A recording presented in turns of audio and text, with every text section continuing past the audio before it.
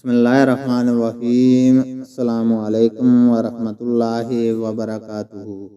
حدیث نبوی صلی اللہ علیہ وسلم ہے، آپ صلی اللہ علیہ وسلم نے فرمایا کہ اللہ تعالیٰ نے مجھے جس علم و ہدایت کے ساتھ بھیجا ہے اس کی مثال زبردست بارش کی سی ہے جو زمین پر خوب برسے۔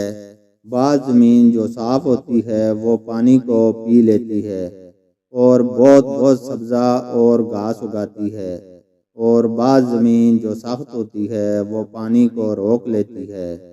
اس سے اللہ تعالیٰ لوگوں کو فائدہ پہنچاتا ہے، وہ اس سے سیراب ہوتے ہیں اور سیراب کرتے ہیں۔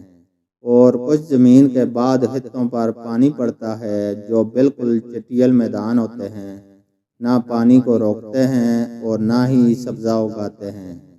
تو یہ اس شخص کی مثال ہے جو دین میں سمجھ پیدا کرے اور نفع دے اس کو وہ چیز جس کے ساتھ میں مبعوث کیا گیا ہوں۔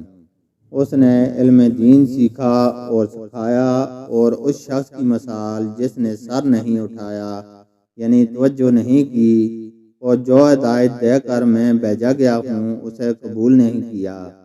امام بخاری رحمہ اللہ فرماتے ہیں کہ ابن اسحاق نے ابو اسامہ کی روایت سے قبلت الماء کا لفظ نقل کیا ہے۔ قاص خطۂ زمین کو کہتے ہیں جس پر پانی چڑھ جائے مگر ٹھہرے نہیں، اور صف اس زمین کو کہتے ہیں جو بالکل ہموار ہو۔